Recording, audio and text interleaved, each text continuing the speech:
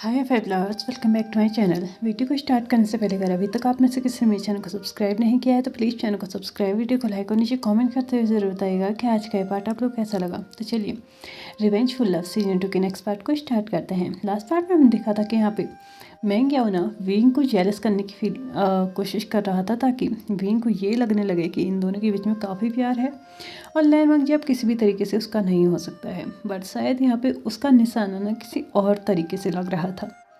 Wing को सच में jealous तो फील हो रहा था, लेकिन वो ये नहीं सोच रहा था कि इन दोनों के बीच में प्यार है। वो ये सोच रहा था कि ऐसा नहीं होना चाहिए। लैन वंग जी अपनी ऑफिस में बैठ के थोड़ी देर के लिए उस फाइल को चेक करता है। उसमें उसको कुछ भी गड़बड़ नज़र नहीं आती है, तो उस फाइल को लेके ना डायरेक्टली केबिन से बाहर जाने लगता है। तो मैंगिया बोलता है तुम कहाँ जा रहे हो? तो यहाँ पे लैन वंग जी बोलता है मैं ये फाइल देने जा रहा हूँ। मैंगिया बोलता है मैं दे आता हूँ ना।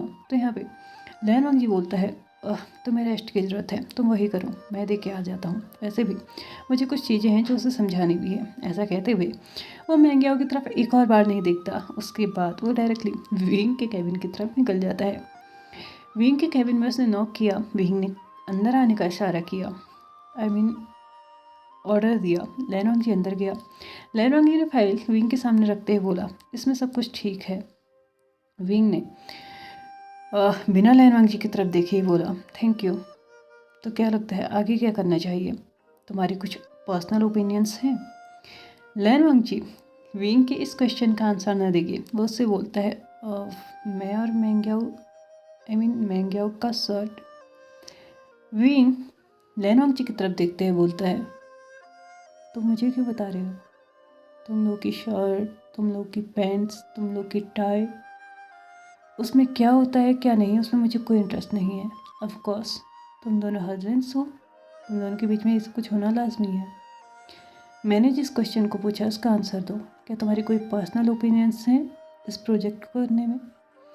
विंग ने एकदम से लैन वंग जी के साथ आई कांटेक्ट बताते हुए ये बात की थी। लैन वंग जी को बहुत अजीब सा लगा था। ऑफ कोर्स वो भी नहीं चाहता था कि वो विंग को ये सब कुछ बताए कि उसके और मैंगियाओ के बीच में क्या हो रहा था। लेकिन कहीं ना कहीं डीप डाउन अपने हार्ट में वो एक चीज़ और सोच रहा था कि यार विंग को कोई गलतफहमी नहीं होनी चाहिए। हालांकि वो खुद भी नहीं जानता था कि आखिरकार वो ऐसा क्यों चाहता है। लेकिन लैन वंग जी विंग की तरफ देखते हुए बोलता है फिलहाल तो नहीं है, हम बाद में बात करते हैं। लैन वंग जी टर्न होकर ऑलमोस्ट वहाँ से जाने ही वाला था कि तभी विंग उससे बोलता है एक मिनट, मैंने कुछ और पेपर्स रेडी कर लिए हैं, उनको भी चेक कर लेना। ऐसा कहते हुए वो अपने ही टेबल के कॉर्नर पे उन पेपर्स को रख देता है। लैन वंग जी अपने लेफ्ट हैंड को आगे करके ना उन पेपर्स को उठाने लगता है। यहाँ पे विंग की नज़र अचानक से ना लैन वंग जी के हाथ पे जाती है। शायद कपड़े चेंज करने की वजह से ना लैन वंग जी अपने रिस्ट वॉच को दोबारा पहनना भूल चुका था और विंग की नज़र उसी जगह पे जा पहुंची थी। विंग को वहाँ पे एक कट दिख रहा था, साथ ही साथ वहाँ पे स्टिचेस भी दिख रहे थे। विंग ने एकदम से उस जगह को देखा। एकदम से उसने लैन वंग जी की तरफ देखा। लैन वंग जी ने अपने हाथ की तरफ देखा और अपने हाथ को जल्दी से हटाते हुए अपनी स्लीव्स जो कि उसने अभी तक ऊपर कर रखी थी उनको जल्दी से नीचे कर लिया और अपने राइट हैंड से उसने पेपर्स को उठाया और विंग के कैबिन से जल्दी से बाहर निकल गया। विंग अभी भी यही देख रहा था कि उसके रिस्ट पे उतना डार्क कौन सा कट हो सकता है। यहाँ पे लैन वंग जी अपने कैबिन में जा चुका था। विंग को पिछले कुछ दिनों की चीज़ें याद आ रही थी। उसने अच्छे से ये नोटिस तो अभी तक उसे अभी याद आ रहा था कि उसने देखा था कई बार कि लैन वंग जी ना अपने राइट हैंड पे ना पहन के अपने लेफ्ट हैंड पे अपनी वॉच को पहनना स्टार्ट कर चुका था और आज उसने वो नहीं पहनी थी और उसके वॉच की जगह पे उसका एक कट भी था। विंग को पहले जब उसने लैन वंग जी के रिस्ट पे लेफ्ट हैंड पे वॉच देखी थी ना, उसे थोड़ा अजीब सा लगा था। लेकिन क्या पता किसी का फैशन चेंज हो गया हो, ये समझ के उसने कुछ भी नहीं पूछा या फिर कुछ भी जानने की कोशिश नहीं की। लेकिन आज जो कट उसने वहाँ पे देखा था ना, उसे देख के उसे बहुत अजीब फील हो रहा था। ऐसा लग रहा था कि ये कट मामूली तो नहीं था। विंग अपने दिमाग पे जोर डालते हुए 5 साल पहले की चीज़ों को याद करने लगता है और उसे क्लियरली याद आ रहा था कि लैन वंग जी के हाथ में तब कोई भी निशान नहीं था। अचानक से उसे वो दिन याद आता है जब जैन चेंग ने उसको बताया था कि लैन वंग जी को एक बार हॉस्पिटलाइज किया गया था और साथ ही साथ उसको 2 हफ्ते तक ना होश ही नहीं आया था। विंग को ये समझ ही नहीं आ रहा था कि आखिरकार इतना भी बड़ा क्या हो गया था कि लैन वंग जी को 2 हफ्ते तक जो होश ही नहीं आया। विंग अपनी ही गुत्थियों में अलग ही उलझा हुआ था। अचानक से उसे किसी का कॉल आता है। वो कॉल अपने फ़ोन को देखता है तो वहाँ पे एक नंबर फ्लैश हो रहा था। विंग ने उस कॉल को रिसीव किया तो सामने से उसे आवाज़ आती है कि जल्दी से जल्दी घर आ जाओ, मुझे तुमसे बात करनी है।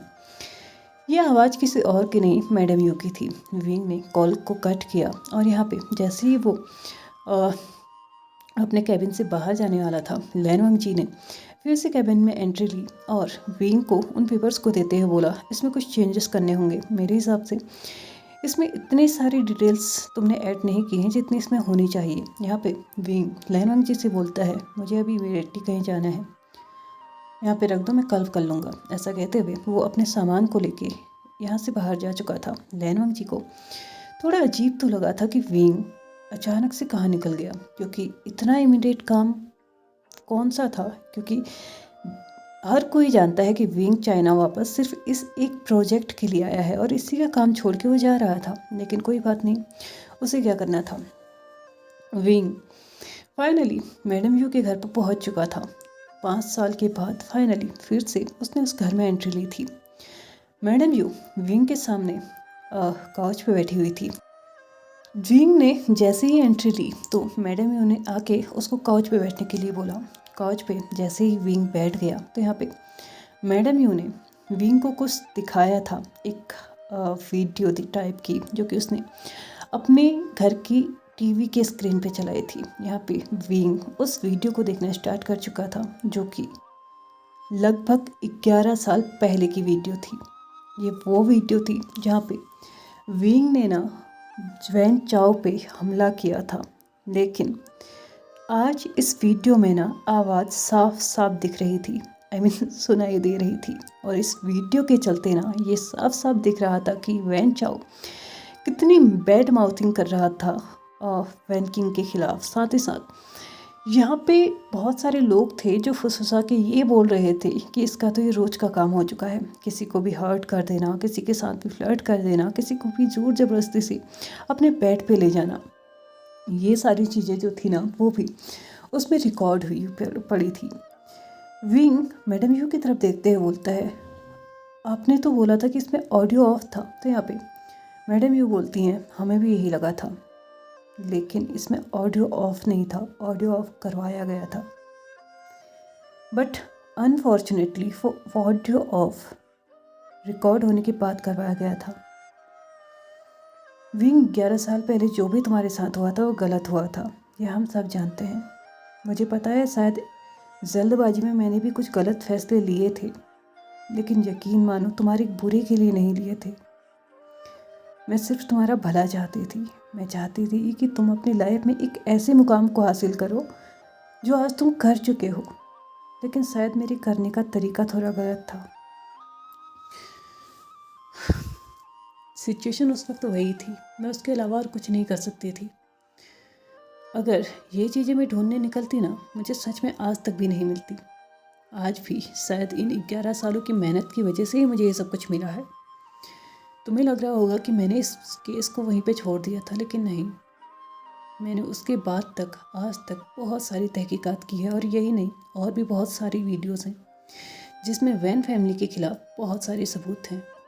और अब मैं पूरी तरीके से तैयार हूँ उन पे हमला करने के लिए। लेकिन विंग, अगर एक बार वैंस को सज़ा हो जाती है तो क्या तुम अपनी गलती सुधारने के लिए तैयार हो? तुम मानो या ना मानो, लेकिन ये सच है कि गलती तुमने की है। तुमने एक छोटी सी चीज़ को बहुत बड़ा बना दिया है विंग। तुम्हारी वजह से बहुत से लोगों ने सफ़र किया है, और मैं यकीन से कह सकती हूँ कि तुमने खुद बहुत ज़्यादा सफ़र किया है। विंग उन वीडियोस की तरफ देखते हुए अपने मन ही मन में सोचता है, क्या वो बदला लेने के लिए तैयार है? क्या उसे करना चाहिए? किसके लिए? वो ऑलरेडी इतना सब कुछ बिगाड़ चुका है। उसका लैनवांग जी का रिश्ता बिगड़ चुका है, उसका इस घर के साथ रिश्ता बिगड़ चुका है। पूरी चाइना के लोग उसे एक ऐसी नज़र से देखते हैं जैसे कि उसने कितना बड़ा गुनाह कर दिया हो। यहाँ पे विंग को अचानक से जैन चेंग बाहर से आते हुए दिखता है। उसे वही याद आता है जब उसने जैन चेंग ने उसको बताया था कि 5 साल पहले जब तुम गए थे उसके बाद कुछ टाइम के बाद कुछ ऐसा हुआ था जिसकी वजह से ना लैन वांग जी को हॉस्पिटलाइज करना पड़ा था।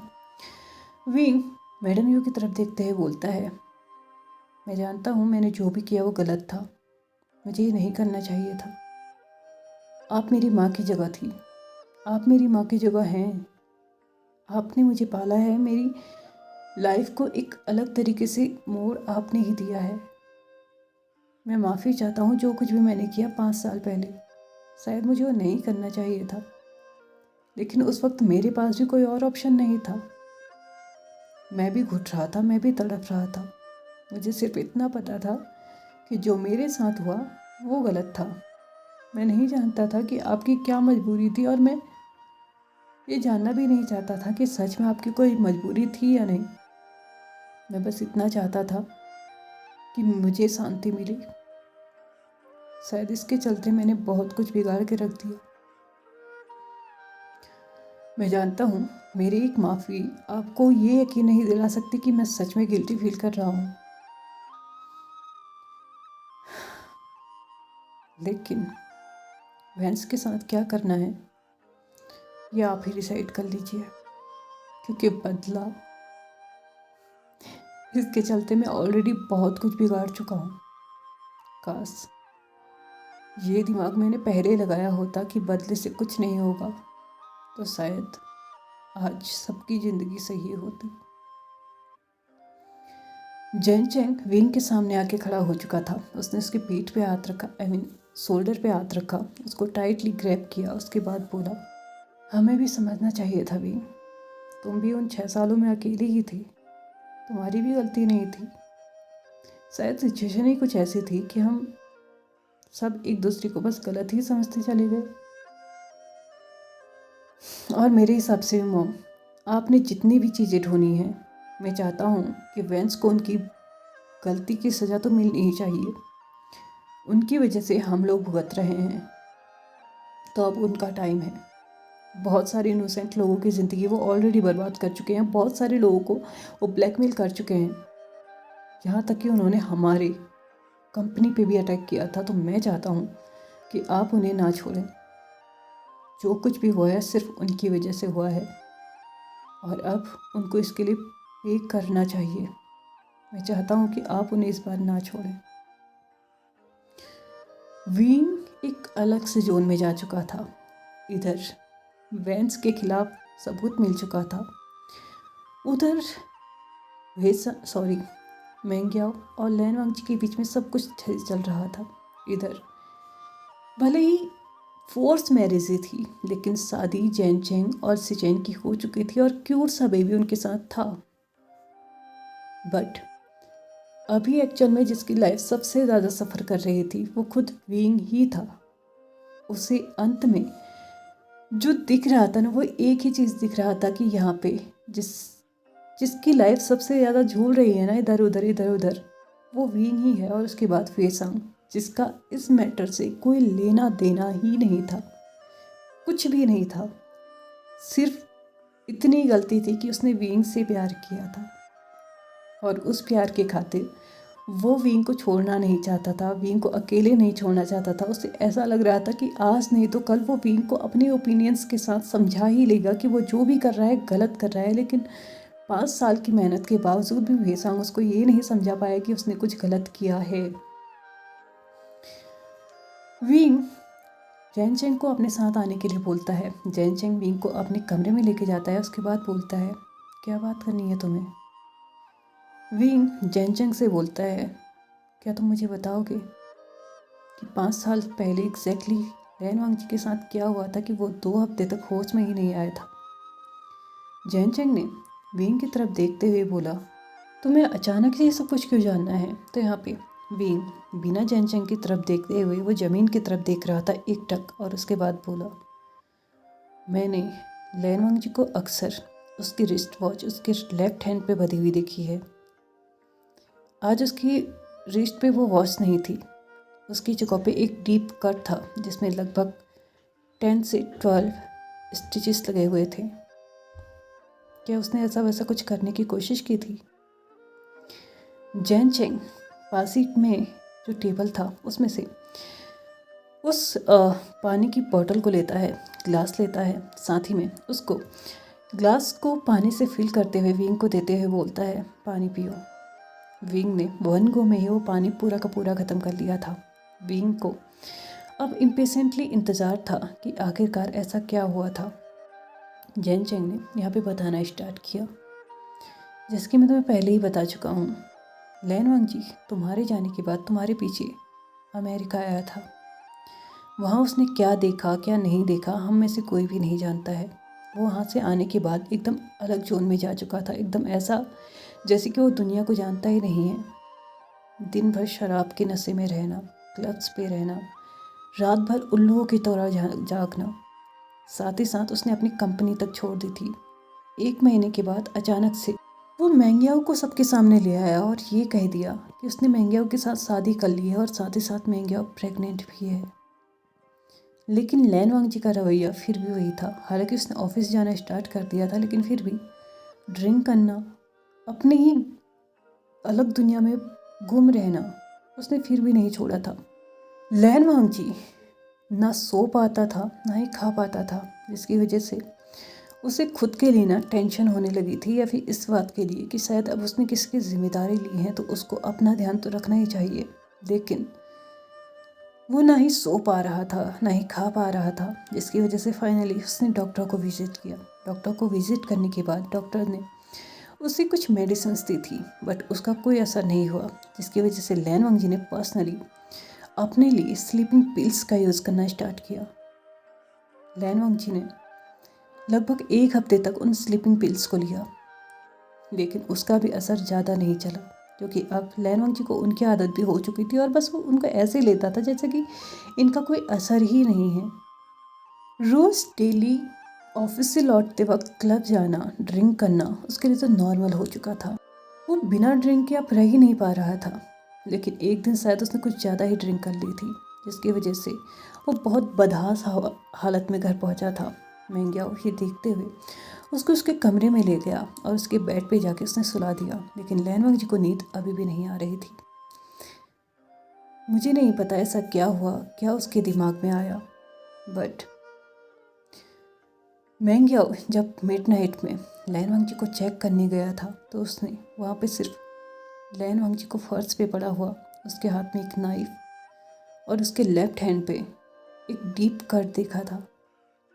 साथ ही साथ लैन वांग जी ने स्लीपिंग पिल्स भी ले ली थी, जिसकी वजह से वो बहुत गहरी नींद में था।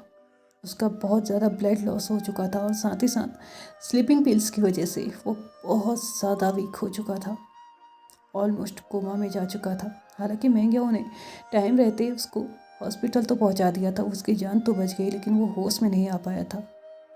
शायद वो स्लीपिंग पिल्स और ब्लड लॉस दोनों की वजह से हुआ था, या फिर हो सकता है उसके दिमाग में जो टेंशन थी, जो डिप्रेशन था, जो स्ट्रेस था, वो उसका कारण था। हम में से कोई नहीं जानता, क्योंकि लैन वांग जी ने कभी भी अपने आप को किसी के सामने ओपन किया ही नहीं।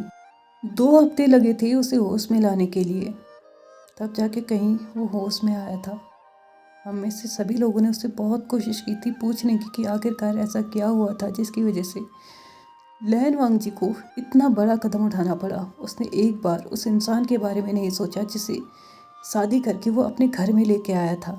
उसने एक बार उस बच्चे के बारे में नहीं सोचा जिसका वो बहुत जल्द ही पिता बनने वाला था। सभी ने कोशिश कर ली थी और एक मैं ही बचा था। मैं भी लैन वांग जी के पास गया था। मैंने उससे बहुत डांटा था, ये कह के कि एटलीस्ट वो उस बच्चे के बारे में तब भी सोचता। तो तब जाके लैन वांग जी ने मुझे बताया था कि वो बच्चा उसका है ही नहीं, वो बच्चा लैन सिचेन का था। ये बोलते बोलते जैन चेंग की आंखों में आंसू आने लगे थे और ये आंसू उसके गाल से होते हुए जमीन पे गिर चुके थे। विंग का भी सेम यही हाल था। जैन चेंग कंटिन्यू करते हुए बोलता है, चीज़ें यहीं पे ख़त्म नहीं हुई थी, इसके बाद भी और भी बहुत कुछ हुआ था। एक दिन भी अगर लैन वांग जी आज भी अपनी स्लीपिंग पिल्स ना लेना तो वो आज भी नींद में चलना स्टार्ट कर देता है। मैंगियाओ के लिए बहुत मुश्किल था उसको संभालना, लेकिन फिर भी उसने बहुत कुछ किया है और कहीं ना कहीं आज भी वो भी सफ़र कर रहा है। विंग मैं ये नहीं कह रहा हूँ कि तुम्हारी वजह से इतना सब कुछ हुआ, लेकिन जो सच है वो सच है। हर कोई सफ़र कर रहा है। प्लीज़ अब ऐसा कुछ मत करना जिसकी वजह से बचे कुछ ही लोगों की ज़िंदगी भी बर्बाद हो जाए।